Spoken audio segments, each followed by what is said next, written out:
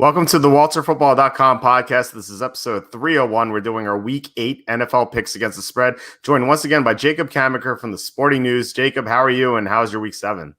I'm doing pretty good. My Week 7 was my first losing week of the year. I went a cool 6-7-1. It wasn't that bad.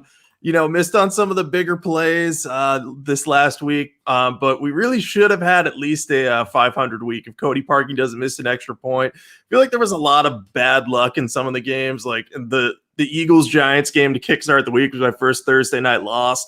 Felt like the Eagles left like 10 to 14 points on the field that game. So, you kind of got off to a bad start from there. So it's like, all right, might get a little unlucky this week. Had a little bit bad luck, but I can't complain. I've been lucky most of the season. So, just look to bounce back this week. And I like some of the games on this slate, so I think we're going to be in good shape this time around. Yeah, I think so too. I also went 6-7-1, although the bets I made were 4-3-1 against the spread, so winning week from that perspective. Unfortunately, the Patriots pick of the month was just a disaster. I don't know what is going on with Cam Newton. I think he's injured. I'd like to hear your opinion on it when we get to the Patriots-Bills game.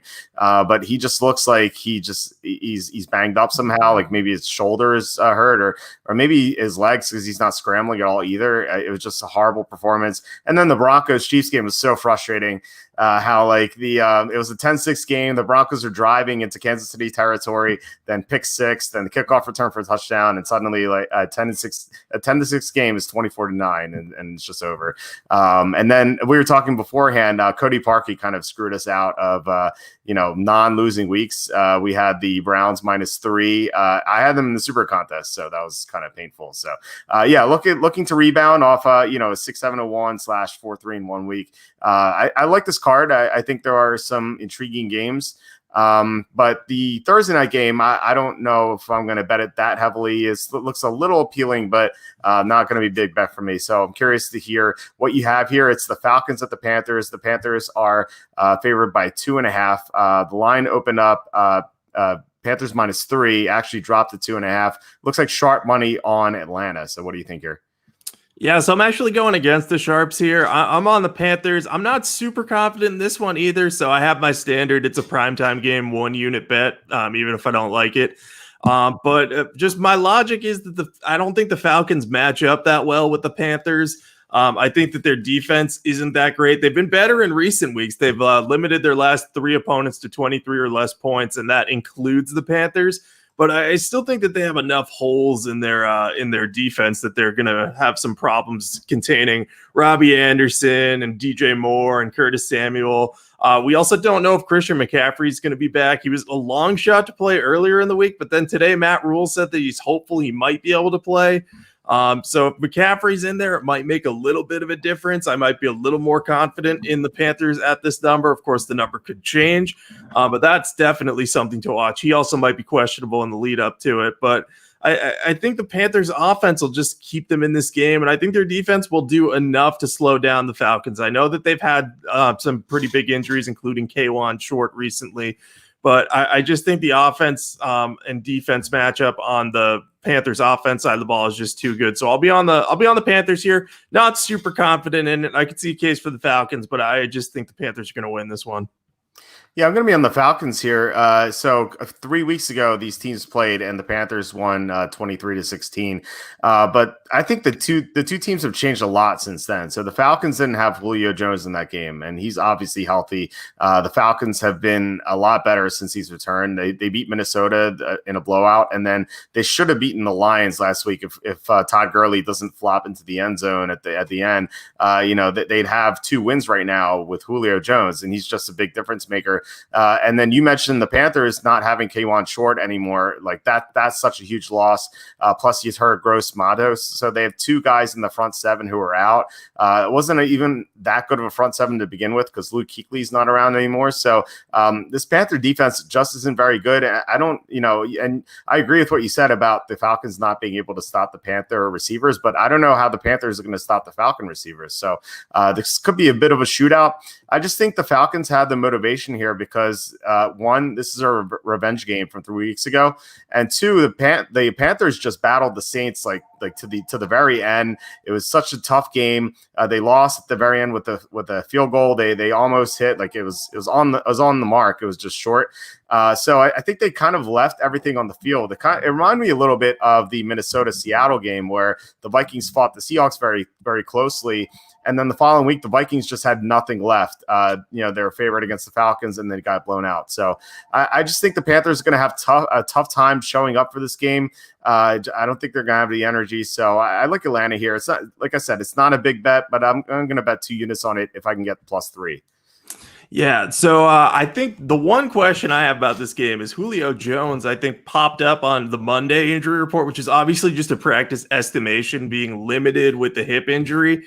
So I'm going to be watching that as the week goes along. If he goes out and practices or goes through the walkthrough on Tuesday or Wednesday, and it's like, oh, he's fine, then I may be flip-flopping my pick here to the Panthers, or the Falcons rather, just because I do think you're right that the Panthers are going to have a tough time containing Julio. But part of my reasoning is that if he's not fully healthy, or if he tries to play through an injury again, things could get dicey. So I'm just a little worried about that. But your case for the Falcons is strong. I do think that the Panthers having lost to the Saints and being a little flat for this one could definitely happen, especially on the short week.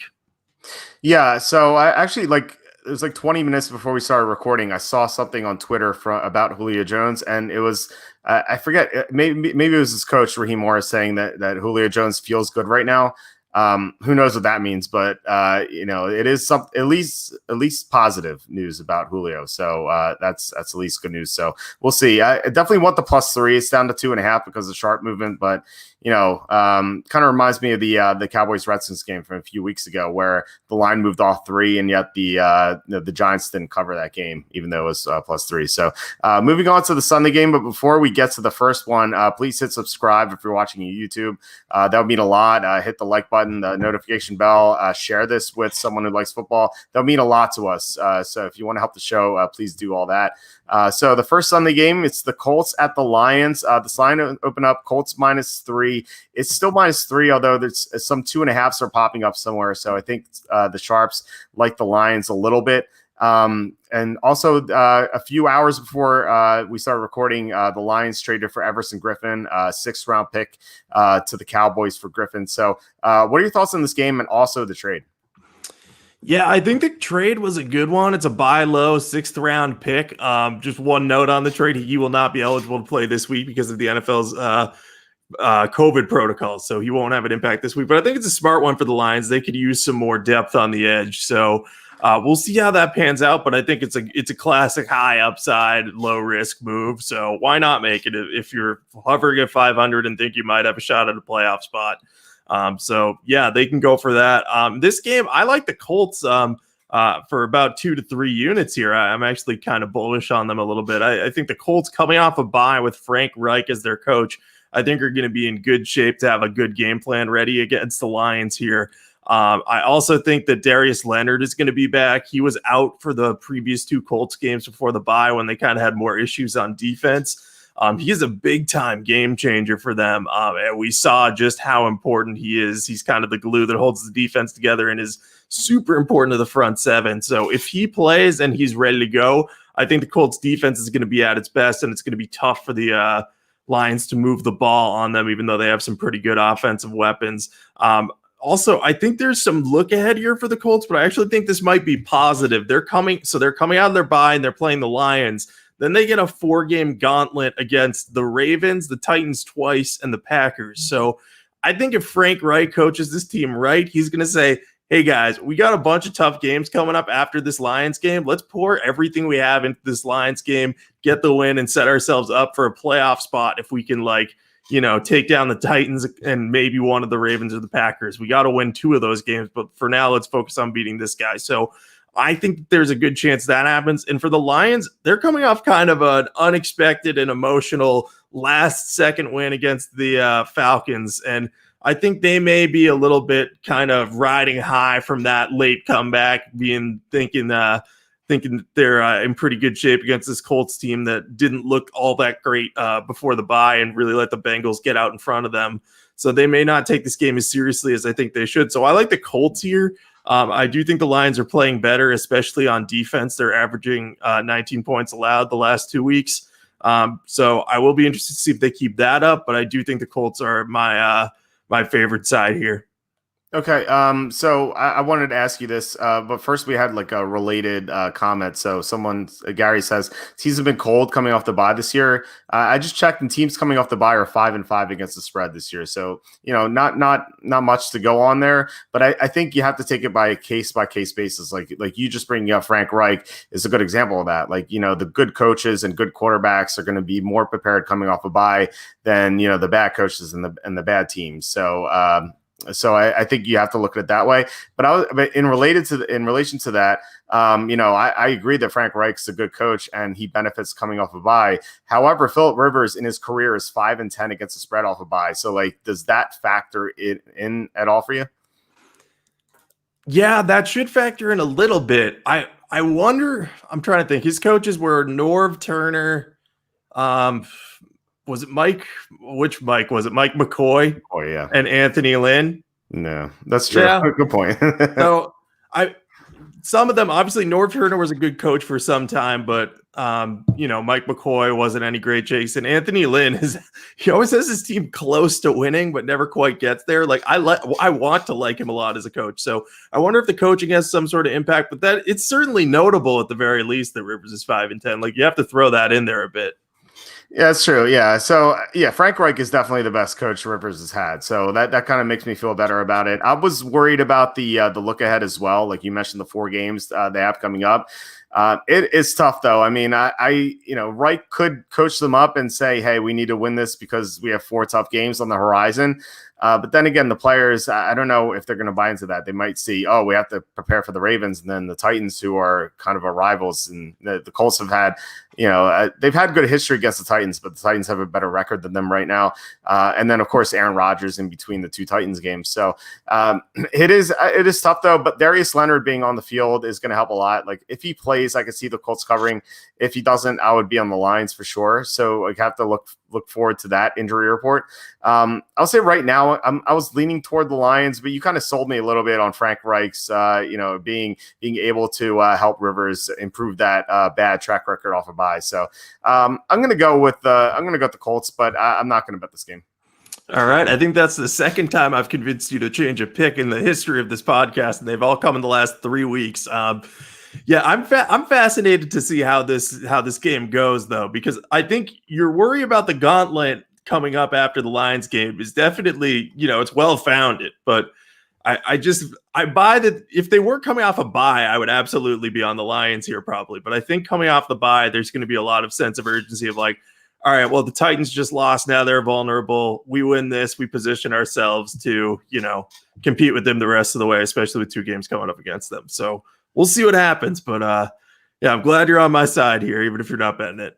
Yeah, G-Chuck, Schottenheimer was Rivers' first coach, and then he got fired after, what were they, like 14-2 or 13-3, but they lost to Tom Brady in the playoffs, so they thought they had to fire Schottenheimer. It didn't really make much sense to me. What was the other game you convinced me on? I don't remember that one. Baltimore versus the Eagles, but that was mostly because you didn't know that the Ravens were on bye ahead of the Steelers game. So that was more of just a scheduling glitch. Yeah, the scheduling stuff that messed me up. I've learned, though. I learned from my mistakes to look ahead to the schedule to see if anything's changed. So I've made adjustments at least. All right, the next game, Vikings at the Packers. This line opened up Packers -5.5. It's kind of a low number, and then went up to 7. So this is a rematch of the week 1 game where the Packers blew out the Vikings. So I recall you being right about this game. This is one we disagreed on in week 1, and you were totally right about the Packers. So I'm curious to hear if you're going to be on the Packers again. So I tentatively am, but I don't think I want to bet this game right now because there's 2 big dueling sides here that really scare me. So first of all, I think the Vikings are toast at this point. They're kind of selling off things for parts. They traded Yannick Ngakoue for less than what they traded for him this offseason. And they may continue to shop guys like Harrison Smith and Riley Reif and just kind of get whatever they can for the veterans on their roster, sell them off to playoff teams. So if they're going to continue doing that, I don't imagine the team will be bought in very much to the rest of this season. But at the same time, they're coming off a bye right now, and Mike Zimmer is still a very good coach. When he gets his team prepared, they can compete. And we saw them almost beat the Seahawks. They were one Alexander Madison fourth down carry away from beating the Seahawks. And then I think we'd have a big, really different viewpoint here. I still think the Packers are the significantly better team with far better quarterback play. And I think that they should win this one, but I am worried about their injuries a little bit. We don't know what's going to happen with David Bakhtiari. Aaron Jones was, late pop up on the injury report last week, and then he was out. And there are just countless guys that are, out there that we don't know if they're going to play. So if a lot of those guys are out, David Bakhtiari's out, I don't think that makes a huge difference since Yannick Ngakoue's gone. But if, you get a bunch of stacked injuries, then this game could go either way. I'm still going with the Packers because I think the Vikings are kind of going to punt on the rest of the season. That's what the Yannick Ngakoue trade signified to me. But I don't know if I want to bet this one because I don't think I really want to bet against Mike Zimmer coming off a bye. And we're just getting so many key numbers with Minnesota. Like even if Green Bay wins by a touchdown, you still push. So I'm just not sure I'm willing to bet this one yet. Yeah. So I like the Vikings here. I think that they have such a big motivational edge in this game, and I think you're right that they're obviously punting this game this season. Like they traded Ngakoue away. They'll probably just make some more trades, but this is their Super Bowl, right? I mean, they got humiliated week 1 against the Packers at home, and they're coming off a bye, like you said. Mike Zimmer off a bye has a great track record, and then Packers.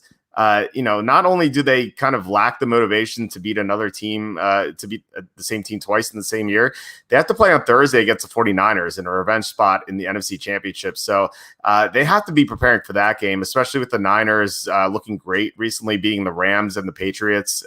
Patriots in a blowout win. So they have to kind of prepare for 2 games here. And given that they already beat Minnesota, they might take them for granted. And yeah, the injuries are definitely a concern. Bakhtiari, several players on defense, and they also have Blaine Taylor out on the offensive line. Who knows with Aaron Jones? I don't think Aaron Jones is that significant as long as Jamal Williams is healthy, but still, it's still another thing that the Packers, I might be wary of. And given that they have to play a game in 4 days, they might hold some of these guys out too. So, I think the Vikings get revenge here. And you pointed it out. I mean, they almost won in Seattle. So if they almost won in Seattle, why can't they almost win in Green Bay?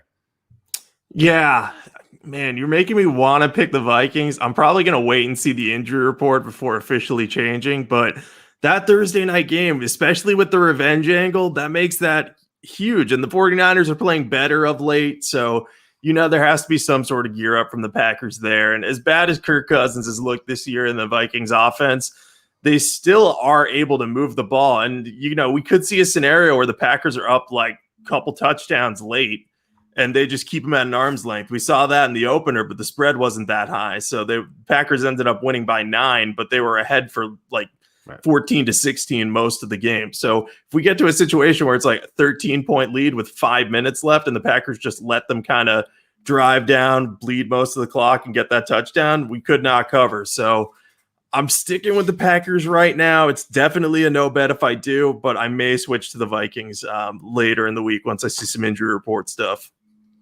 Yeah, so Christian brought up something here, and I think it's a little misleading because, the last time we saw the Vikings, they got trashed against the Falcons. But ever since week 3, when they started playing Justin Jefferson in the lineup, they've played better. Like if you take away that Atlanta game, they almost beat Tennessee. They had Tennessee on the ropes. Like they were winning for most of the second half, and they just lost at the end. And they almost won in Seattle too. And the one game they won was at Houston, where they were up big, and then Harrison Smith got ejected, and then Houston made it close at the end. So they've been a lot better recently. It was just that one game that we last saw them where they were terrible. And you brought it up earlier where they were coming off that big Seattle loss at the last second. They just didn't have the energy against the Falcons. Here off a bye, I just think they're going to be geared up for the Packers. Like, this is their Super Bowl. Like, they have nothing to play for. And this is it. Like, if they beat the Packers, they could kind of say, hey, we beat our rival, that maybe that's some momentum heading into next year. So yeah, I just think they're going to have so much more motivation than the Packers will. So I'm pretty big on Minnesota this week. Yeah, I think it's fair. I think you've got a lot of points on your side. So I'm like very much at the like tipping point. I'm just like there's going to be a straw that breaks the camel's back on this one for me, unless the Packers are like, yeah, everyone's healthy now. That would not be ideal for my Minnesota bet. So we'll see. All right, next game, Patriots at the Bills. This line opened up Bills -3. It's up to 3.5. Actually, it's 4 at Pinnacle. So it looks like they want some Patriots money, which is interesting. So what are your thoughts on this game? And also, what is wrong with Cam Newton? Okay, so getting to what's wrong with Cam Newton first. My former colleague at NBC Sports Boston, Phil Perry, went through a game from a couple weeks ago, I think. And Cam Newton, during the game, I believe it was the game against the Broncos, he hit his throwing hand, while making a pass, I believe. So I'm wondering if there's some sort of hand or elbow injury related to that. I'll have to go through Twitter and look for the clip. I know Phil has it cut somewhere, so I'll try to find that. But it's clear that there's something wrong with him. I mean, part of it is he doesn't have any good receiving weapons. Like Julian Edelman, he does not look good right now. N'Keal Harry's hurt. And then it's Damiere Byrd and guys that I have not even heard of, which is unfathomable because I live in New England and cover the NFL for a living. So, I think Cam's in bad shape. This whole team's in bad shape. My poor dad's fantasy team is in horrible shape. Oh, I played Cam Newton against you in fantasy this week and I lost. Yeah, I had Justin Herbert, so it was a bloodbath at quarterback. That was the whole difference of the game. So yeah, I don't think you can trust Cam going forward, but Jarrett Stidham's not a very good alternative either. Every time he comes into a game, he throws a pick. So with all that said, I'm leaning on the Bills here, even though they're struggling too. I think this, like the Jets game was supposed to be their get right game, and they couldn't score a touchdown against the Jets, which was really, really annoying to watch. Like, we really should have covered the Bills spread there of -13 because the Jets didn't score for most of that game outside like a couple times in the first half. So, but here's the thing about the Bills. They're so bad in the red zone against the Jets. They're like 3-13 on getting touchdowns. And then against other teams, I think they're 14 of 15 in the red zone, which is just absolutely ridiculous. So, I think if they can kind of get right in that area, they'll be better. We saw the 49ers work their running game and, get outside on the Patriots, and that caused some problems for them. I think a lot of Josh Allen on the move is going to cause trouble for the Patriots. I wouldn't be surprised to see him scramble quite a bit today or this upcoming week. And the Bills got to get something going with their run game. Zach Moss and Devin Singletary. This is the week to do it.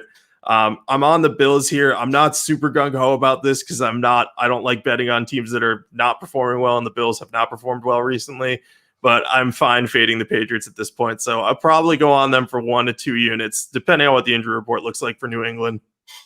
It's great info on Cam Newton. There's definitely something wrong with him. Like, he was throwing passes into the dirt, and if it's just his hand, I shouldn't say just his hand.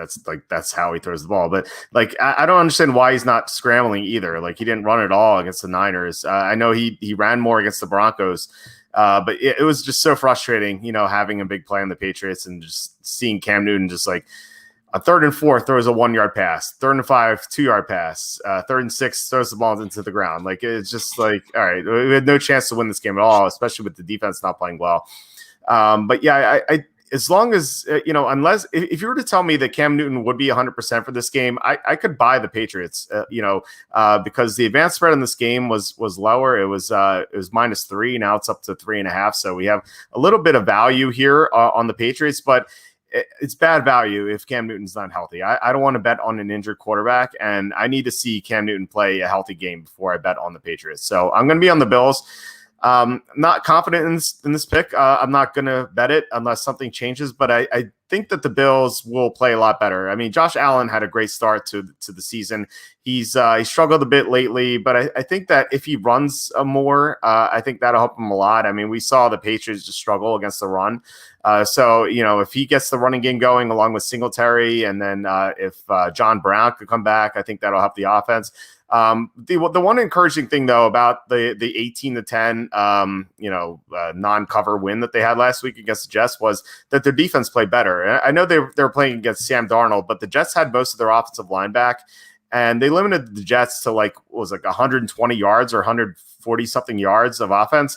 So their defense at least played well. It was just their offense in the red zone just couldn't score. I think they outgained the Jets by 300 yards. So, and by the way, my dad his biggest bet of the week was on the Bills, and he called me as soon as the game ended, and he yelled that the game was fixed. And I was like, Dad, there's so much sharp action on the Jets. I tried to tell you, but it was, but yeah, it was. I think the Bills were looking forward to this game, and I think they have a good game plan ready for the Patriots. So I like them. But again, if you were to tell me Newton's suddenly going to be healthy, then I think I'd take the Patriots. Yeah, if we could guarantee that we were getting Cam Newton fully healthy, I think that if this is trending in the direction of +4, I would be on the Patriots. But if we're still questionable about him and some of the offensive line weapons, I know Joe Tooney, I think, got banged up in that game. And, he's a left guard for them, but he can play any position up front. So if he's out, that's huge because they moved him to center at times when their centers were out this year. He could play left tackle if Isaiah Wynn gets hurt. So if his ankle injury is serious, that could end up having a bigger ripple effect than people realize. So that's the other big injury thing to watch. I mean, we're always watching the Patriots for injuries because they put 1 million people on the injury report, but this week's going to be particularly important. That is, the Patriots are the most frustrating team to get an injury report on. I just don't know anything. I actually wrote that the Patriots should be fined or something because, if Cam Newton is injured, why wasn't he on the injury report? Just at least full participant, at least. If his hand's injured, I don't know. Just frustrating to lose a lot of money on it, but what are you going to do? The Patriots are not reliable for information at all. All right, the next game, Titans at the Bengals. This line open up Titans -4. It's up to 6. So at first I thought this was public money, but it looks like the sharp money has taken this line up to 6, which is a little surprising because usually the sharps are in the underdog. So who do you like in this game? I like the Bengals, especially with the line movement. I know they have a couple offensive line injuries. Trey Hopkins has a concussion, and Jonah Williams is dealing with a neck injury. But this offense for the Bengals has been very good this year. Joe Burrow's playing very well. He has 3 really great receivers in A.J. Green, Tyler Boyd, and T. Higgins has turned out to be better than I thought he was going to be. So his ability to get all them the ball really kept them in the game against Cleveland. And if not for that last-minute pass to Donovan Peoples-Jones, they would have beaten the Browns. I think they can take advantage of this Tennessee defense. Tennessee has allowed the 8th most yards per game at over 400 this year. Even if they can't move the ball on the ground too much, if their offensive line's banged up and if Joe Mixon is out, Burrow can still get the job done with his legs. He can scramble around, and he can make pretty much any throw on the field. He's really looked very good, and he continues to develop. I do think the Titans are going to have a good matchup on offense. They're going to move the ball pretty easily on the Bengals defense, which is missing quite a few people there, and just isn't great against the pass or run either. So I think Derrick Henry, Jonnu Smith, and AJ Brown are in for big games, but I see this being a classic Bengals of this year game that we've seen. When they play against weak defenses, they can move the ball and keep themselves in the game. And I think Tennessee's defense isn't all that great. They've allowed let's see, I have this written down somewhere, I think. They've had all their games decided by 6 or fewer points, and they've allowed 30 points on multiple occasions. So I think Joe Burrow keeps them in this. I think we get a backdoor Burrow cover late. So I'm going to be on the Bengals for 1 to 2 units. I want to see what happens with the offensive line. If we're missing a bunch of guys up there and the Titans are looking healthy, then I may back off of units on this one, but I still think the Bengals are the right side. Yeah, I feel the same way about this game. Injuries are a big concern. The Bengals are also missing two starting cornerbacks against the Browns, which is one of the reasons why I like the Browns so much. William Jackson was out, but it sounds like he's going to be back this week, so that's at least a nice boost. But they're still missing two defensive tackles. They might be missing two offensive linemen. Ordinarily, I think I would be scared of an offensive line missing two starters against Jadeveon Clowney and Jeffrey Simmons. But, Simmons has played well this year, but Clowney really hasn't. He has no sacks on the year. He's good in run support, but he just hasn't been the same pass rusher we've seen in recent years. So, if the Titans aren't getting to the quarterback at all, then I don't think it matters as much if the Bengals are missing two offensive linemen.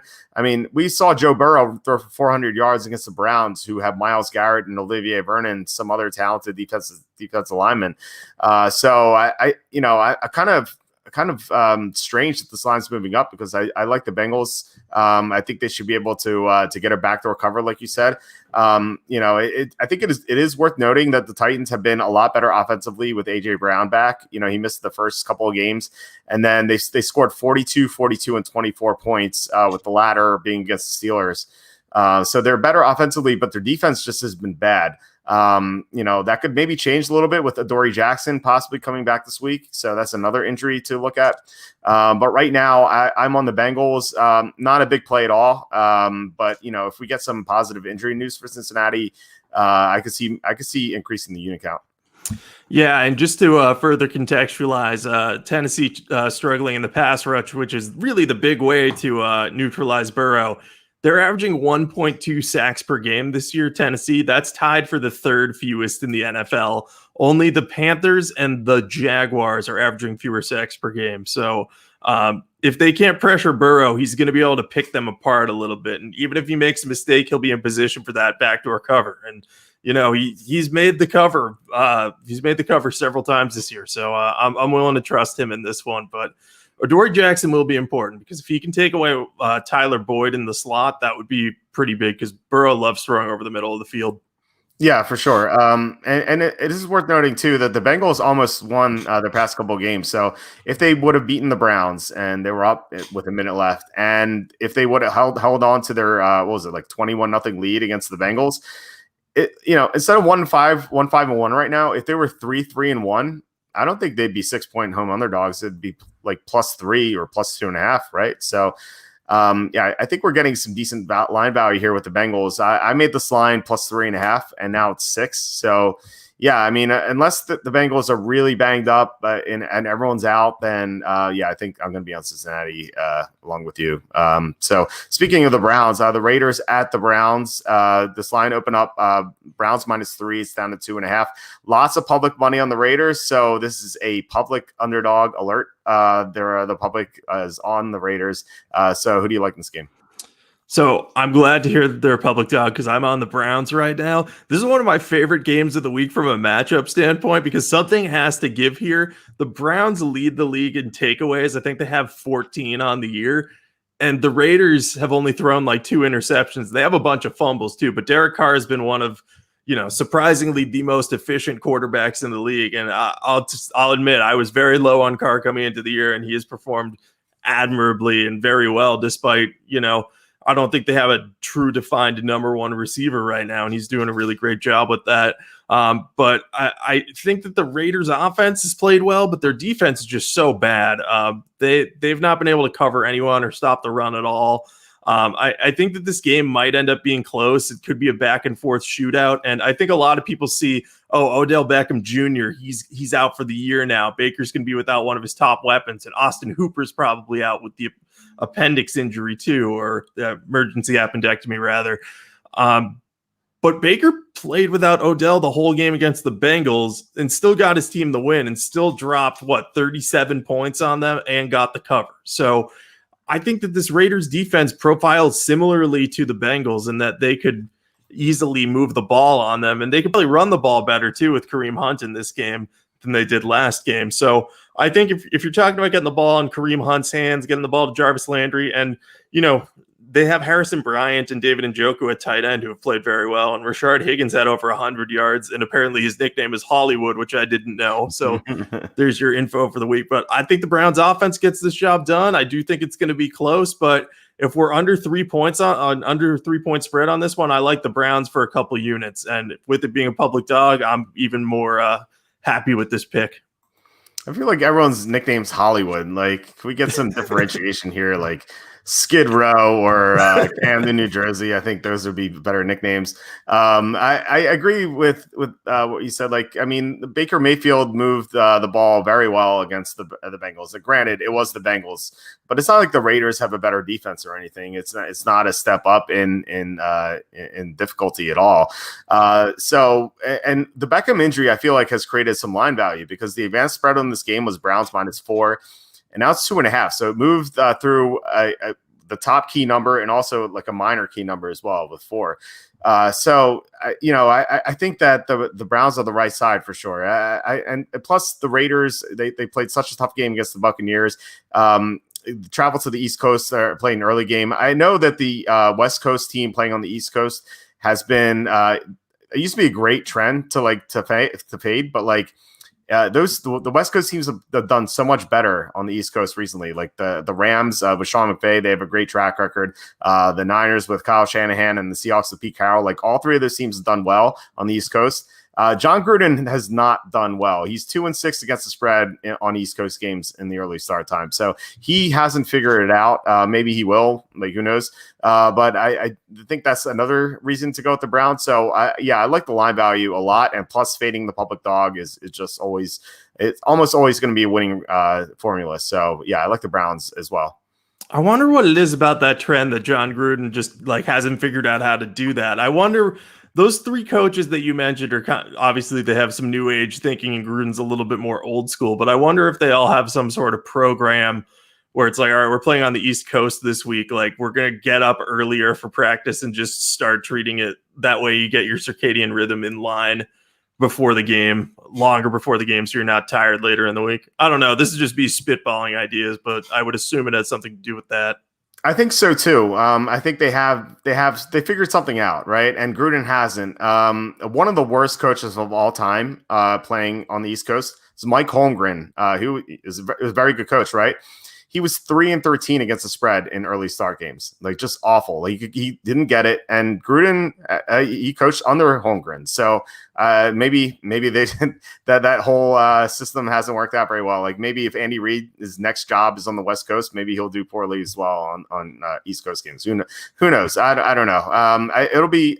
I would love to know what McVay, Shanahan, and Carroll have figured out. Like I would love to learn like why.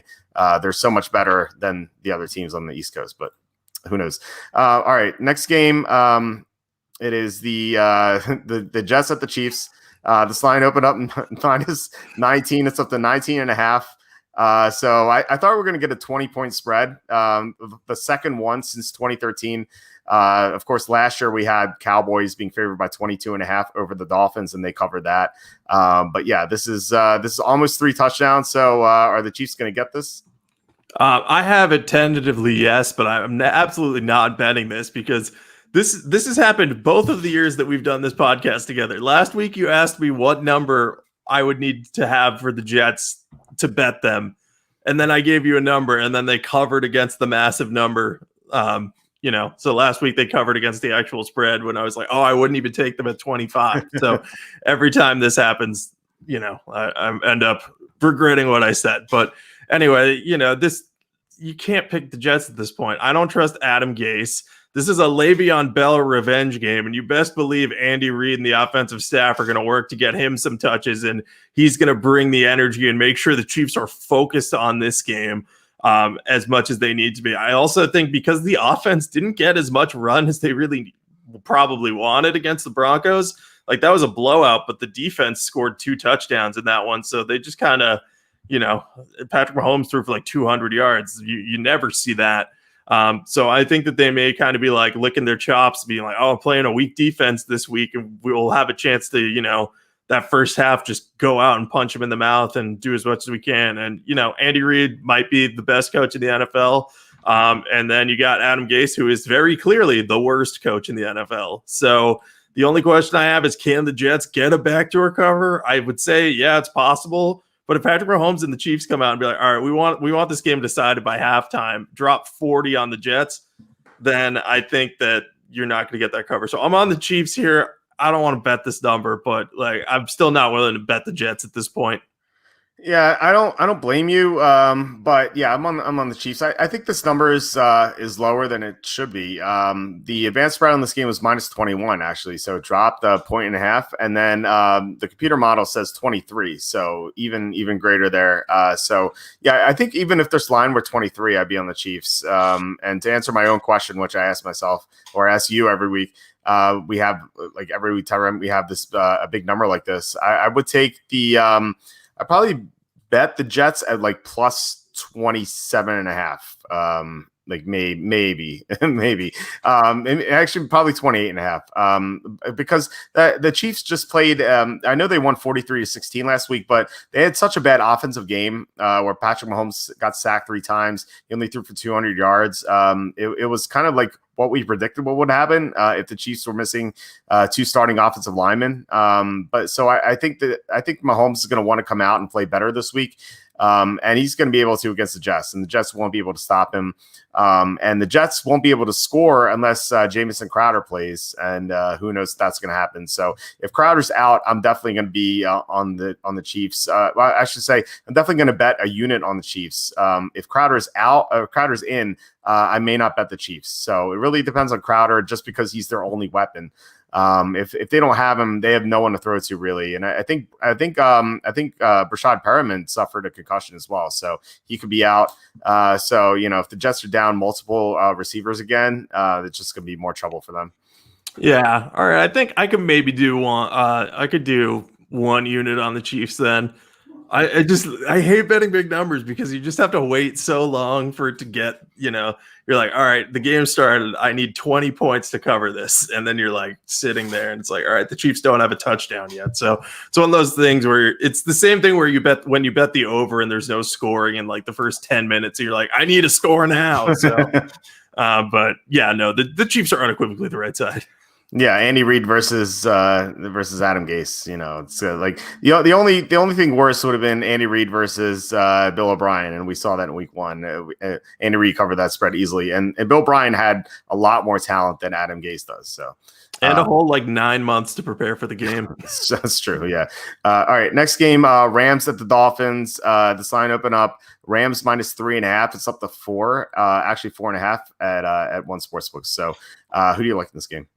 I like the Dolphins quite a bit here. I know everyone's kind of on the Rams. They just won on national television, and they beat the Bears, who had a 5-1 record, and they beat them pretty soundly. But really, the Bears didn't do anything on offense, at all. They were pinned deep the whole night, and Nick Foles could not get the ball to anyone. He had Darnell Mooney wide open for a potential touchdown, and he didn't have time to make the throw. David Montgomery continues to run like a slug. It's just that offense is brutal to watch, and it's baffling to me that team is coached by an offensive-minded coach, because it just does not look pretty at all. And I think that the Dolphins do have a question. Tua Tagovailoa is making his first start, and we've never seen him play at the NFL level. So there is some concern that if he comes out jittery or isn't quite ready or needs a couple games to get acclimated, this might, this game could go very wrong very fast. But I think Brian Flores is a good coach, so he knows what he's doing. Installing Tua as the starter before the bye week and giving him this whole time to prepare to face the Rams, I think is smart. We'll see if he's ultimately right about replacing Ryan Fitzpatrick, who was playing very well. Again, I was surprised by that move, but Tua, I think, is one of the most talented quarterback prospects I've seen in quite some time. He got overlooked because of his injury issues this past year, but I think he could be every bit as good as Joe Burrow and Justin Herbert if he's healthy. So we'll see if that happens, but I just think the Dolphins have the weapons needed to compete, potentially win this game against the Rams. I'll want to see them get pressure on Goff, but the one thing they definitely can do is take away his receivers, because Xavier Howard, Byron Jones, Noah Igbenoghian, that secondary is very good. So I think if they can make Jared Goff uncomfortable, force him into some mistakes, they should easily cover this game and potentially win it. So I'm on the Dolphins for 2 to 3 units, leaning towards the 3 on this one. There's some uncertainty with Tua, but I'll take that on for a line that seems very lopsided in my opinion. Yeah, this spread doesn't seem correct to me. I made this line Dolphins -2.5, so I'm 6.5 points off. I'm just not a believer in the Rams. I have them in the overrated list, and I also have the Bears in the overrated list. So I really don't take anything into account as to what happened Monday night. That offense was so bad for the Bears. Cordell Patterson is running on 4th down. Like what is going on here?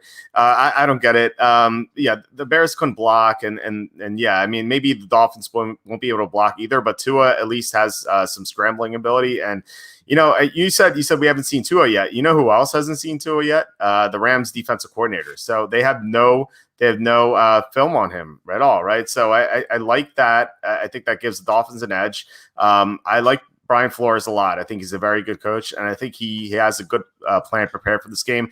And Flores coming off a bye, I think is going to be good. Remember, the Dolphins last year were absolutely terrible. And the first sign of life we saw from them was after the bye, where they almost beat the Redskins. It came down to the final play. Kalen Ballage got stuffed on that 2-point try. But the Dolphins almost won that game. And, it was Brian Flores off a bye. So I like Flores coming off the bye. And, I just think that this is also like a very tough preparation dynamic for the Rams because I mentioned how they've been good in early start times on the East Coast, but they just played Monday night, so that's just one fewer day of preparation. It's just a tough scheduling spot. They're going to be tired. They're coming off a big win on national TV, and I just don't think they're going to take the Dolphins seriously. And I like the Dolphins. Their 3 losses this year have been against the Bills, the Seahawks, and the Patriots. Back when the Patriots had a healthy Cam Newton, whereas the Rams are 5-2, but they beat the NFC East, like who cares? And then the Bears. So the last time they played a team that was actually like pretty good, they were being destroyed by the Bills 28-3. They made it close at the end when the Bills kind of fell asleep. I think the Dolphins should be able to should beat the Rams. Given that they don't know the Rams don't know anything about Tua, and I just think with the scheduling dynamics and the spread value, even if the Rams win, I think it'll be a close game. So I definitely love the +4. Yeah, I think it's just such a great number. Like you can't go wrong with this. And I do think I had Tua pretty much tied with Joe Burrow, if not slightly ahead of him in my quarterback draft rankings. Now, I'm also I tend to root for Alabama, so I'm a bit biased in this category. But I do think that he has a ton of talent. And any other year, if he doesn't get hurt, we'd have a debate of, is Tua the number 1 pick or is it going to be Burrow? And to your point about the Rams not having any film on him, we saw what happened with the Chiefs when Justin Herbert was a surprise starter. They gave up quite a bit of yardage and points to the Chargers early on, and that game went into overtime, which a lot of people didn't expect. Now, this obviously isn't as big of a surprise as that because no one has crushed Ryan Fitzpatrick's lung before the game, but still no tape. It's going to be difficult to figure out how Tua is going to work in that system. Yeah, they're going to have to look back to see how he did against the SEC defenses, which is not ideal. It's just not. It's just a tough preparation game for them, a non-conference foe, and coming off a big win on Monday night. It just seems like the Dolphins are a great play. They're one of my top picks of the week. So glad we're on the same side. I also like this game a lot. Steelers at the Ravens. This line opened up Ravens -5.5. It's down to 3.5. This is a big public underdog again. So who do you like here? Yeah, I feel like this is a trap game for the public. Like they see, the Steelers are undefeated, but they're favored for their 5.5-point underdogs. Look, as good as the Steelers have been this year, I don't think they're as good as people think. We were very close to seeing the Titans force overtime if Stephen Gostkowski doesn't miss that field goal. And the Steelers had some issues. Ben Roethlisberger turned the ball over quite a bit. And Roethlisberger he really doesn't look the same player he once was. I don't know if his downfield arm strength and, ability to get the ball downfield is the same as it was. He's doing an excellent job of getting the ball out quick, but at that cost, he's averaging just 6.8 yards per attempt. That's the lowest in his career, except for last season when he played 2 games and dealt with that elbow injury. He had 5.7 yards per attempt that year. So as good as this short, quick, get it into the playmaker's hands offense is working, I think the Ravens, coming off a bye week with John Harbaugh as their coach, are going to have an excellent plan in place to kind of limit their ability to get the ball out quick, to get the ball in the receiver's hands. I think you're going to see the Ravens try to jump some routes if they try to do that. And really force Ben to have to throw deep. I think that's going to be key. And, he still might be able to complete passes, and his receiving core is very good. But I just think that the Ravens have the edge on the defensive side of the ball from a preparation and coaching standpoint, and that could be a huge difference maker. And then on the offensive side of the ball for the Ravens, Lamar Jackson is the key to unlocking this Pittsburgh defense, because without Devin Bush, the Titans couldn't take advantage of that unit as much as I thought they were going to. They eventually unlocked it and figured it out late, getting the ball over the middle more to A.J. Brown when he broke that long touchdown. But Lamar Jackson's going to be able to move around and run on this defense because Devin Bush isn't going to be there to use his speed to catch up to him. So I think that's going to be big. And another motivational aspect of this game is Jackson had his worst game of the year against the Steelers last year when he threw 3 interceptions in one game. And I believe they played the Steelers the last game of the season, and Robert Griffin III started that one. So I think that the Ravens are the right side here. We're getting good line value, so I like them for a couple of units.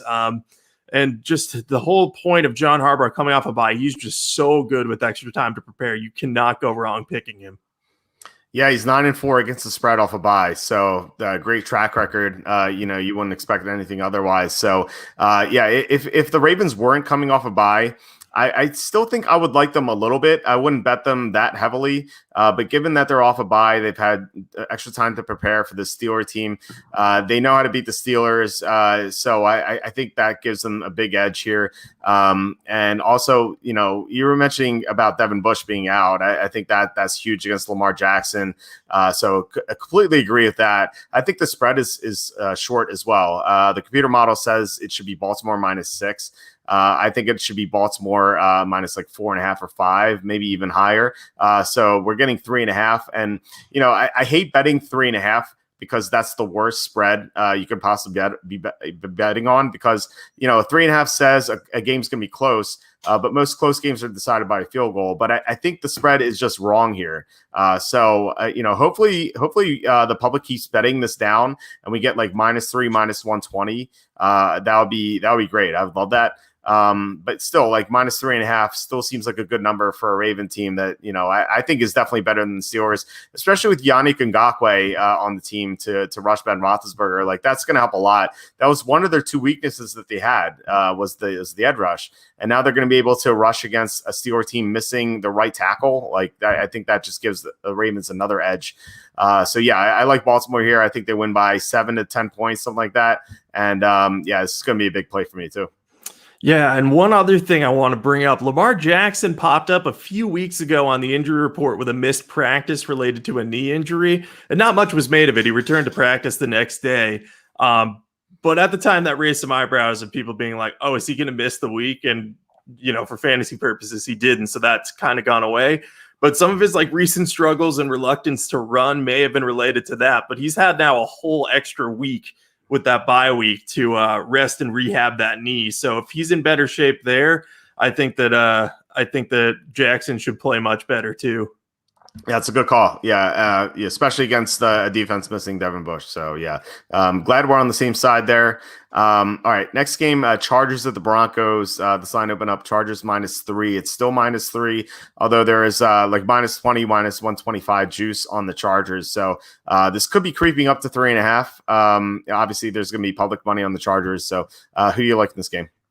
Yeah, I like the Chargers in this one. I think I've got a unit on them right now. They were finally kind of able to get that win that had long avoided them after so many close games early in the season. But they're playing against the Broncos team that's kind of beat up right now. They do have some good players on the defensive side of the ball, and they got A.J. Boye back last week, which I think is big for them moving forward. But the way Justin Herbert's playing and running this Los Angeles offense is incredible. And we just saw him drop 40 points on, granted, it was the Jaguars, but he was playing without the right side of his offensive line. Like Brian Bulaga and Trey Turner, arguably his two best offensive linemen were out for the game. So, I mean, the fact that he was able to score that easily and just make the throws he's making look so easy is a very, very good sign. So if they get one or both of those guys back, I think the Chargers could run away with this thing on offense. And defensively, they're still dealing with some injury issues. They did get Melvin Ingram back, and he and Joey Bosa, they're kind of always banged up at this point, but they should be able to get pressure on Drew Lock, who is not playing well and is turning the ball over a lot. So I think if they can pressure him and force him into mistakes, that'll be good. The only other thing I'm watching here is how is Melvin Gordon going to do in a revenge game? I imagine they'll try to force feed him a lot, the Broncos, that is, get him a lot of touches, especially with Phillip Lindsay dealing with a concussion. But I think that the Chargers are just the better side. They have the better personnel. The health part of it, you have to take that into an equation, which is why I only have one unit on the Chargers right now. But I do think they're the right side at this price. Yeah, the offensive line injuries are the big thing for me. Like I remember last week where I assumed that Bulaga and Trey Turner would be back because they had the bye week, and then I saw they weren't going to play, and I was disappointed. And then for a second, I thought, I was like, oh man, I can't bet the Chargers. And then I remembered that they were playing the Jaguars, so it didn't matter because the Jaguars have no pass rush. But the Broncos do. The Broncos can get after the quarterback pretty well. They sacked Patrick Mahomes 3 times last week, even though Mahomes didn't even throw that much. They limited Mahomes to 200 yards passing. So the Broncos can really feast on quarterbacks if they don't have an offensive line intact. It was 2 weeks ago where they just dominated in New England, and they beat Cam Newton. Now, like, granted, we saw what Newton did against the 49ers, but still, like, they limited the Patriots to 12 points. So, I think last week's result was misleading. Because the Chiefs scored a pick six and then a kickoff return, and then Melvin Gordon fumbled a flea flicker. Like, it just seemed like everything that could have went wrong for the Broncos went wrong. So if I think the Broncos could play a lot better. And if the Chargers are missing the right side of their offensive line again, I think the Broncos I think they could pull the upset. But if the Chargers get back Trey Turner and Brian Bulaga and all they're missing is Mike Pouncey, I think the Chargers should be able to win. Like, I'd agree with your analysis at that point. So, this is really going to depend on the offensive line status. Like, right now, I'm going to just side with the Chargers. But if this line moves to 3.5, I would probably side with the Broncos before learning all the injury stuff. Yeah, I think that's fair. I think if this moved to 3.5, it would be a no bet for me on the Chargers. And then, if we see Trey Turner and Brian Bulaga back, I'd be a lot more bullish on it. Daryl Farmer mentioned Chris Harris. He is huge as well. His absence in some of those close games made a massive difference. So having him back is big. I like this Chargers team long term. Like, I feel like if they hadn't had so many injuries to start the year, and if Anthony Lynn hadn't, been like, oh yeah, Tyrod Taylor's going to start the season, maybe did they beat the Bengals in week 1? They did. Okay, never mind. Yeah. But at the end. They almost didn't because the Bengals almost tied it. But, I feel like that game would have been a lot easier with Herbert at quarterback. I like the Chargers for now, but we'll see. If their offensive line isn't healthy, I definitely won't bet it. Well, to add to your point, like, Herbert had no practice time against the Chiefs, like, heading into that game. So if he had some practice time, maybe he would have played even better than he did in his debut. So I think that's something to add as well. I mean, the Chargers, like, they almost beat the Saints. They almost beat the Buccaneers. They almost beat the Chiefs. If they won all 3 of those games, their record would be 4-1 right now, and they would be favored by a lot more against the Broncos. So I think that's something else to take into account. So maybe I'm talking myself more into the Chargers here, but I really need to see their offensive line healthy because if they're missing 3 starting offensive linemen against a great Denver front, like that's just so much of an advantage to the Broncos. So I think this is a tough game to call, like, right now, like, given that we don't have all the information. Definitely, I agree with that. Okay. Next game, Saints at the Bears, and we just talked about the Bears and how inept they were Monday night. This line opened up Saints -2.5, and based on what happened Monday night, this line moved to 4, which is not a surprise. So who do you like in this game? Yeah, I like the Saints. You got to fade the Bears at this point. They're overrated. They could have lost almost every game that they've played so far this year.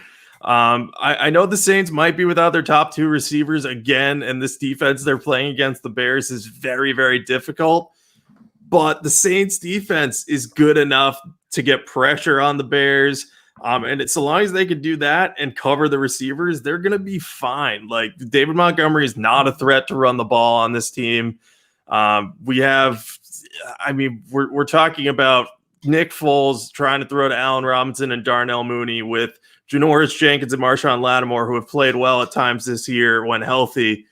I just don't see the Bears being able to move the ball at all. So I'm going with the Saints here. I think that, even if they score just like 20 points, like I don't think the Bears will score 17 on this Saints defense. So yeah, give me the Saints all day, every day for 2 units. Yeah, so I have to ask you this. So the Bears, in Week 1, they won at the last second against the Lions, and the Lions missed. The Lions lost a lot of defensive players in that game. In Week 2, they almost beat the Bears, or they almost lost to the Giants, just to say. Saquon Barkley got injured in that game, and the Giants were one pass away from winning. In Week 3, Atlanta didn't have Julio Jones, and they blew a big lead. So if Atlanta had Julio, I think they would have won that game. And then. So Week 6, that game was pretty close against the Panthers. So if the Bears had lost all 4 of those games right now, they instead of 5-2, they'd be 1-6. If the Bears were 1-6 playing against the Saints, what would this line be? I want to say -10 in favor of the Saints. Yeah, I was thinking 10, 9.5, something like that. Yeah, so this Bears team is such a fraud. Like they can't block. Nick Foles, I love Nick Foles. Like he was the MVP of the Super Bowl, and I had the Eagles. I think we both bet on the Eagles to win the Super Bowl that year. So I was grateful for that. But yeah, he's just not the same if he doesn't have great pass protection. They only have Allen Robinson on offense. They have no running game, especially when they use Cordell Patterson in the backfield, which makes no sense. Their defense is not the same. The defense has some great players, but their linebackers aren't very good. And like we saw them struggle against the run. So I'm wondering how they're going to stop Alvin Kamara. It just seems like the Saints are the right side here. I agree with what you said about the Saints defensive line against the Bears offensive line, especially if Cody Whitehair's out. Cody Whitehair got hurt late in Monday night. We don't know anything about his status. I heard that he's okay, but we don't really know. Like coaches are always optimistic about that stuff.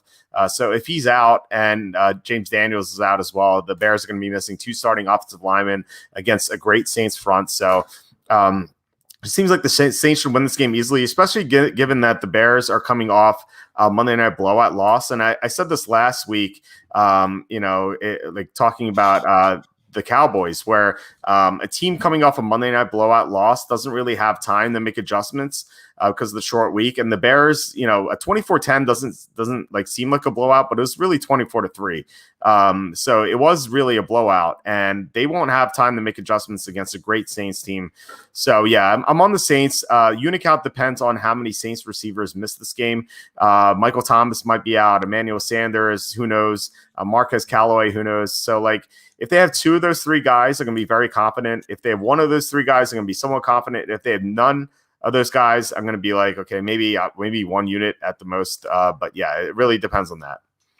Yeah, if they're without 3 receivers, it's going to be hard for me to probably bet more than 1 unit. I still think I would, because why wouldn't you fade the Bears? But there's certainly some cause for concern. The Bears, you mentioned their defense. Definitely the biggest thing I noticed, because I've been watching them play, but I haven't watched them intently the whole time because I'm often working during it and watching multiple games. But Danny Trevathan did not look good tackling last night, I thought.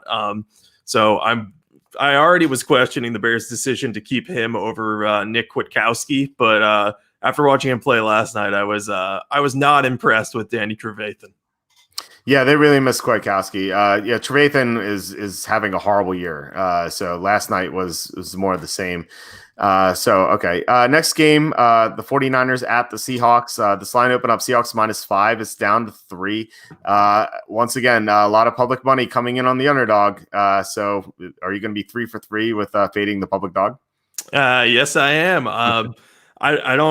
I don't know why this line moves so much. I get that the 49ers crushed the Patriots, but it didn't need to move this much. I mean, the 49ers are good and they're getting better, but clearly there was something wrong with the Patriots on offense. And Seattle's offense is excellent. Like, they do not even remotely compare to what New England has right now. At least in terms of skill position weapons and quarterbacks. I mean, offensive line, you can debate all day which unit is better, but Seattle at least gets by with what they have. So I just think Seattle has the personnel needed to slow down the run game for the 49ers, and receiving wise on defense, they can contain Brandon Ayuk and George Kittle. I mean, they're not going to contain them entirely. Their secondary has had some issues this year, but with Deebo Samuel out, there's just two real receiving threats, and then Kendrick Bourne will probably be the number 2 guy. The running game's a mess because they have 3 guys on IR, and Tevin Coleman may or may not be back this week. So I think if the Seahawks force the 49ers to be one-dimensional and throw the ball, it's going to be hard for the 49ers to keep pace the whole night. The other massive thing to watch is if Jamal Adams is back, this pass defense for the Seahawks is going to be better. On paper, they're terrible statistically. I think that's more to do with their pass rush lacking and their corners and safeties being asked to cover for too long.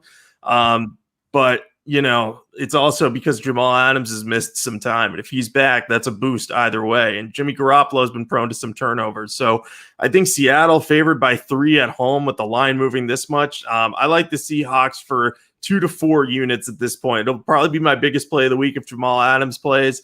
And even if not, I'm still going to be on them regardless.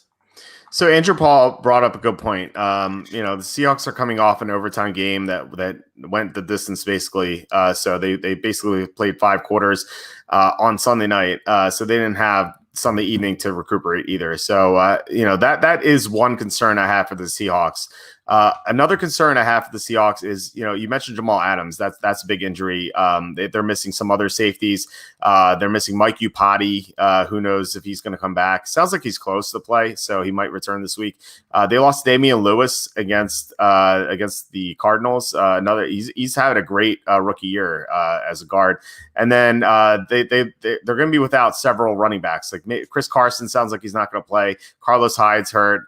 Travis Homer's hurt. So we'll see what happens with all those injuries. So like those two elements are why I may not bet this game heavily, but I'm still going to be on the Seahawks. And two reasons for that is the Niners are, I know they've won their past 2 games, but they're still missing 6 starters on defense. Like that's still way too many. But they played against the Patriots, and now we know that Cam Newton's injured, and then against the Rams, and the Rams aren't very impressive. The Seahawks should be able to take advantage of that. Even as good as Jason Verrett has been, like Stephon Gilmore couldn't even stop DK Metcalf. Like there's no stopping this guy. All it takes is for Russell Wilson to throw to him, unlike what happened Sunday night. Just threw to Tyler Lockett nonstop. I actually had a DraftKings lineup that cashed in a high stakes contest where I had Russell Wilson a quarterback and Metcalf at receiver. So if I had Lockett there, I may have won the whole thing, which is just so upsetting. Anyway, and speaking of Wilson, by the way, 22-10 against the spread off a loss. So he's going to be extra motivated. I love betting great quarterbacks off a loss. We had that last week with Aaron Rodgers off a loss. And by the way, the Packers are missing so many players as well. I even texted you on Friday night before we had to submit our super contest picks. I'm like how depressing is it that the Packers have so many injuries, and yet it didn't matter because Aaron Rodgers was so focused on the game. Like he wanted to win off that loss. And I think that Russell Wilson is going to play the same way. So even if Adams doesn't play, even if the offensive linemen are out, even if all the running backs are out, even if they're tired, I still like the Seahawks to cover. It's just going to be a question of how many units. Yeah, I think you hit the nail on the head with the comparison to the Packers game. You just betting elite quarterbacks off a loss is a good thing. And especially for Seattle, it feels like they should have won that game. They had so many opportunities. They were 1 yard away from being able to take a knee and ice it. And then they gave the ball back to the Cardinals, and the defense just couldn't stop them. And then DK Metcalf had that screen catch for a touchdown in overtime, which almost made me throw something at a wall because I was so mad because I was like, oh, we had the cover so many times, but then there was a hold on the play. So, the Seahawks are going back and be like, we were 1 play away from winning this thing. So I think that's going to motivate them too. I think that'll kind of take a little bit of the edge off they might be exhausted from the overtime game, which is absolutely valid. But another point too, Seattle never plays well against Arizona, I think it is, or maybe that's San Francisco. I can't remember which one. Both teams, any NFC West game is usually pretty well contested, but I think this is one that Seattle, they should be able to get this, especially since the 49ers have been able to kind of, beat them handily the last couple of years. Last year, they lost to them twice, and that was the difference between them getting a first-round bye or not. Well, no, last year, remember Seattle won in overtime at San Francisco on Monday night, and then it was week 17. That's where you're thinking of, where Seattle was 1 yard away from. That's what I'm thinking of. You're right. Yeah, you're right. Yeah. So it was a split last year. I remember the Seahawks were +6 on Monday night, and they won outright against the 49ers look great heading into that game. So yeah, I mean, you never know with divisional games, it could go either way, but I think with Russell Wilson off a loss, he's just going to be so much more motivated, I think. So all right, next game. So we have the opposite of Russell Wilson, and we have Cowboys at the Eagles. The Cowboys who are just done, and then the Eagles who should be done, but they play in the worst division in the NFL. There's no line on this game because we don't know who Dallas's quarterback is going to be. Andy Dalton took such a hard hit from John Bostic, so he might be out. It'll be a surprise if he comes back, like, frankly, although you never know. If he doesn't play, it's going to be Ben DiNucci. So what are your thoughts on this game? Like, if what do you think the line's going to be? Like where are you leaning? I'm definitely leaning on Philly no matter what the line is going to be. I'm running under the assumption that Ben DiNucci is going to start. I think if DiNucci starts, we're probably talking about, I would want to say around a 9-point spread, just because it's a rookie quarterback who has good weapons on offense, but the offensive line is so bad, and then the defense is so bad too. I can't bring myself to bet Dallas starting a third-string quarterback, especially one, who was a 7th-round pick out of James Madison, who had transferred away from Pitt because he couldn't beat out some other guys for starting jobs there. Like, great developmental project, not a guy you want to start in a divisional game that needs to be won. And that's pretty much all I have to say about this. And the only other thing I'm going to say is, hey, we were right about the Cowboys. Like, everyone was like, oh, they're a Super Bowl contender this year. And we're like, no, Mike McCarthy's no upgrade, and that defense is bad. And so far, we've been dead right about that. So not always right on here, but when we are, it usually pays off pretty well. Yeah, regarding the Cowboys, and also in Seahawks, and I'm gonna link those two in a second. You'll see how.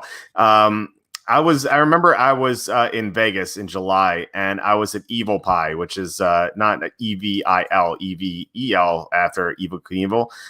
It's like, I think it's the best pizza I've ever had, like best pepperoni pizza I've ever had. Anyway, I was there at lunch, and I just came from the Circa casino, and they had lines on whether teams will make the playoffs or not.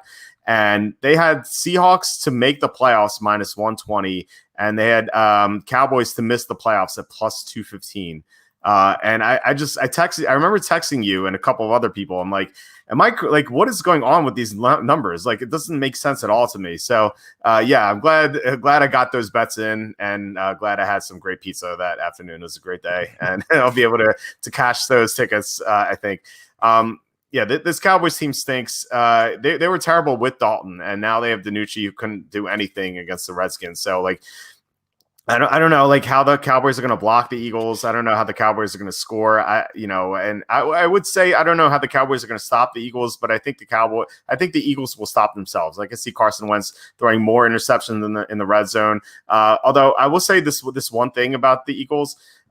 They've had a mini bye here, so they've had extra time to kind of like scout themselves and like maybe figure out something they're doing wrong. So there's a chance that we'll see a better version of the Eagles after this mini bye. Maybe not, but I think there's a chance that could at least happen. So, I'm expecting the spread to be like -9.5, something -10, something like that. And even then, I would still take the Eagles. I don't think you can bet Ben DiNucci at all.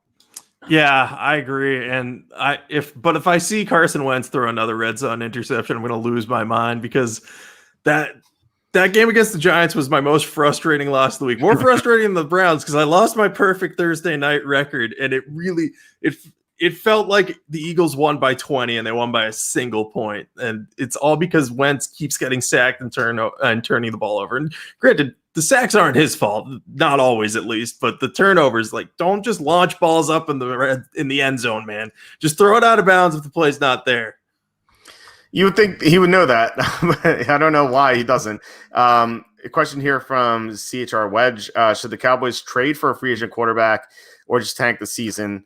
I don't think they should trade for a quarterback. I think they're better off tanking. Even if they make the playoffs, like they're not going to do anything, and they're going to get a much worse draft pick. Like they're going to go from a top 10 draft pick, maybe top 5, to 19, assuming they lose in the first round. So, the Cowboys need a lot. They need an edge rusher like Gregory Rousseau. I think that'd be huge for them. Or even if they get a top 2, if they get the number 2 pick, they could consider Justin Fields and not have to worry about paying Dak Prescott a lot of money.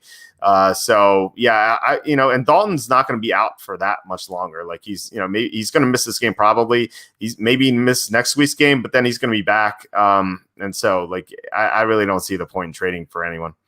Yeah, you're not going to find a better quarterback than Andy Dalton readily available on the market that's going to be a definitive upgrade. Like, we can speculate about maybe the Dolphins would be willing to listen to offers on Fitzpatrick if they're really intent on starting 2 of the rest of the year, but you can't guarantee that he's going to be better than Dalton would be with the Cowboys, especially because the new quarterback would come in and learn a new system. So I think they're better off just seeing like, hey, can we right the ship somehow and win this horrible division?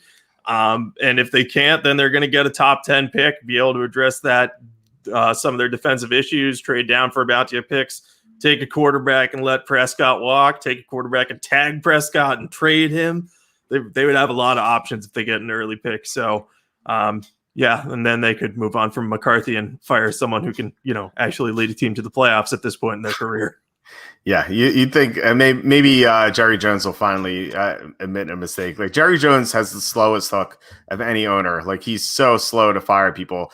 But I think he has to realize he made a mistake with McCarthy. Ryan Fitzpatrick was the one name that I considered. And if the Cowboys had a good team and like all they didn't have was a quarterback, I would say trade for Fitzpatrick. He's better than Dalton. He can get them to the playoffs. But this team they can't block. They can't play defense. They can't stop anything. All they have are receivers, and plus Elliott, who keeps fumbling. Like that's all they have are playmakers. So even if they added Fitzpatrick, like I don't think they'd win games. So they really don't have much. So anyway, the final game Monday night, Buccaneers at the Giants. This line opened up. Buccaneers -9.5. It's up to 11. It was actually like 10 in some spots this morning, and it quickly shot up to 11. So who do you like in this game? Yeah, so I weirdly think I might be on the Giants in this one.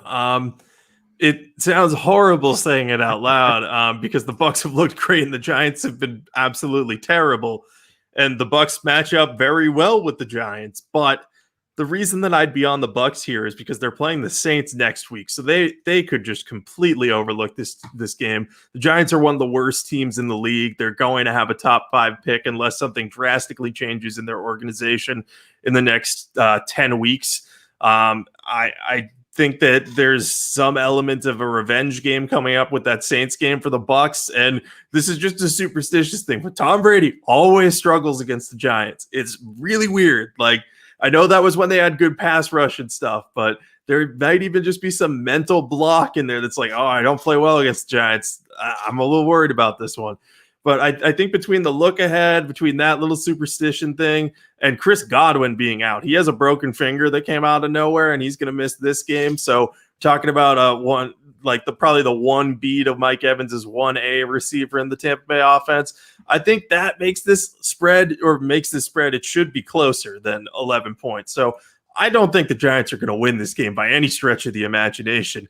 But I think that distraction in the absence of Godwin will do just enough to maybe make them lose by 10 points or maybe 9 points or something like that. So I'm leaning Giants here. I'm not very confident in it, and I won't make a bet until very close to the game.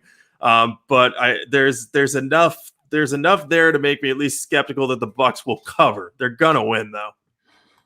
This is a very useless stat, but I think it's interesting. So you mentioned Tom Brady against the Giants. I think he's the only quarterback in the NFL to have played against the Giants in the pre-Eli Manning era and the post-Eli Manning era, which is like kind of crazy how long he's been around. So I thought that was pretty cool, but completely useless for this game. I like the Buccaneers here. I know that they're probably going to be looking ahead to the Saints. I know Chris Godwin's out. Mike Evans is not healthy either. So they have those issues going against them. And if this were like a Sunday afternoon game, like kind of a sleepy game, I think I would be with you on the Giants. But this is a Monday night game. I think Tom Brady is going to want to show out. And the Buccaneers just had a night game taken away from them. They were supposed to be against the Raiders on Sunday Night Football on the national stage. They haven't really been on a national stage yet. I know that they were on a Thursday Night Football, but that's Thursday Night Football is not huge like Monday night is. So I think this team, they're still like, I want to call them young, even though Brady is 43. Like they're still a young team. Like they haven't had success yet. They haven't been able to showcase themselves yet. I think that they want to make a statement on national TV. It's just a guess. I don't really know that for sure, but that's my theory behind this game. So I think they're going to beat the Giants easily. I mean, there's such a big mismatch in this game. The Giants have the worst offensive line in the NFL, and the Buccaneers have the best defensive line in the NFL. So it's like, how are the Giants going to block at all in this game? How are the Giants going to score? Like this game could be like 34-0. So yeah, I'm going to be on the Buccaneers. Small play, not a big play, because something weird could happen. A kickoff return, a fumble return for a touchdown. Buccaneers could have the Buffalo Bills type problems in the red zone. So I wouldn't go crazy here, but I'm still going to be on Tampa. Yeah, you make me not want to bet the Giants or pick the Giants. The Brady and primetime thing is big, and I think you're right. Especially if anything, they'll use the Thursday night. Oh, we were in primetime and we lost in a garbage game where we called for 1 million penalties. So I could see them using that as fuel. I'm still going to stay with the Giants right here, very reluctantly, just because I think that the look-ahead thing is very strong for me. But, I mean, I think the Bucs are going to win, so I might just end up betting them. But what I'll say is ask me again on Monday, and I'll definitely tell all you guys on Twitter what I think, because I am absolutely not locking in the Giants until maybe at most 5 minutes before the game. Yeah, so I wouldn't blame you at all for that. So yeah, definitely look out for your take on Monday. So we do our survivor pick at the end of each of these broadcasts, and I'm ready for this now. I have this graphic up. I have all my survivor picks for this season. I don't have your survivor picks because I didn't write them down, so I'd have to go back in all the videos, and I just didn't have time to do that. But these are my picks, and look, it's the Colts loss was so frustrating. It's like, you look at how those teams have gone since. The Jaguars haven't won a game since then, and the Colts, they only lost, one game since then, which is to Cleveland because they're missing Darius Leonard and their tackle. So, this is 6-1 so far for Survivor. This is probably the easiest Survivor week of the year. You have the Chiefs playing against the Jets at home. I haven't used the Chiefs yet. The Chiefs are not going to lose to the Jets unless they get abducted by aliens before the game. They're not going to lose. And I wouldn't ordinarily say you want to be contrarian like I was week 7 with the Chargers. And for a minute, I thought that was a smart move because I thought the Bills, if the Bills are down 10-0, and I was like, oh my God, everyone's going to be eliminated, and the Chargers are going to survive. And I've been saying I'm in a survivor pool where I was able to buy back in at BetUS, so I'm still alive technically. So I felt great, and then the Bills end up winning. But so I'm always for being contrarian, but you can't you can never go full contrarian, and you just have to pick the Chiefs this week. So I'm picking the Chiefs. Yeah, there's no reason to go against the Chiefs. The only reason you'd go against them is if you've already picked them. In that case, I would recommend going with the Bucs because I do not think they're losing in primetime to the Giants. If they did, I would be stunned. So I would go with either of those two teams. I also have no idea what I picked in Survivor so far. I only know I picked the Colts week 1. So if I've double picked a team, I apologize. But those are the two teams that I would go with in Survivor this week is the Chiefs. And if you've used the Chiefs, the Bucs. don't look anywhere else this time around. Those two should be easy wins. Yeah, the only other one I would say, like, say if you use both those teams for some reason, the Eagles are the other option, I think. If Danucci's out. If Dalton plays, I would not pick the Eagles. But if Danucci plays, then the Eagles are the third option if you used Kansas City and Tampa already. I would be reluctant to use the Eagles over those teams because they're not a good football team at all. But if you don't have any other options, then I would say the Eagles are number 3. And also, I think the Eagles play the Cowboys one more time this season. So you could hypothetically, if you survived long enough, use them again. So I do a little bit of look ahead in Survivor Pool. It's never smart to do that too much because that's how you end up picking like the Jaguars in week 1, which I've done before, but not this year, which apparently actually would have been a good move. But you're like, yeah, I'll take the risk week 1. It's like, no, don't do that. Like, just, you don't know how the season's going to go. Play it safe. That's the whole point of Survivor Pool. That's true. Yeah, I absolutely agree with that. All right. So we're done for this week. Do you have anything to plug? Yeah, you can just follow me on Twitter at Jacob Camenker. And you can follow Sporting News Fantasy at SN_fantasy on Twitter. I'm putting out a ton of content on both platforms. You'll see my tweet highlights from games during primetime games on the Sporting News account too. So if you want to see me attempt to be funny, it's either painful or good. Depends on the day. And if you want to talk football or have any questions for me, follow me at Jacob Camenker, and I'll tweet out my favorite picks of the week and every primetime pick. That's what I always promise. And also, if I change picks, I will do that. I apologize. I did change picks in the Washington game this week and forgot to do that. But Walt will vouch for me that I was on Washington because I texted him about it. Yeah, that's true. I will say that. So I'm at waltzerfootball.com, at Twitter at waltzerfootball. Tons of updates throughout the week. We have our 2021 NFL mock draft updated tomorrow morning, which I'm going to start working on after dinner tonight. Our week 8 picks are going to be updated throughout the week for injury reports. And I always say that Saturday is the most important day because we have our Friday injury report coming out. So definitely look forward to that. And yeah, tons of updates from Charlie on draft stuff, fantasy rankings. If your team is still doing well, you could see who you can play in fantasy. So yeah, tons of updates as usual at waltzerfootball.com. Otherwise, I'll talk to you next week. All right. Sounds good. Talk to you then. All right. Bye.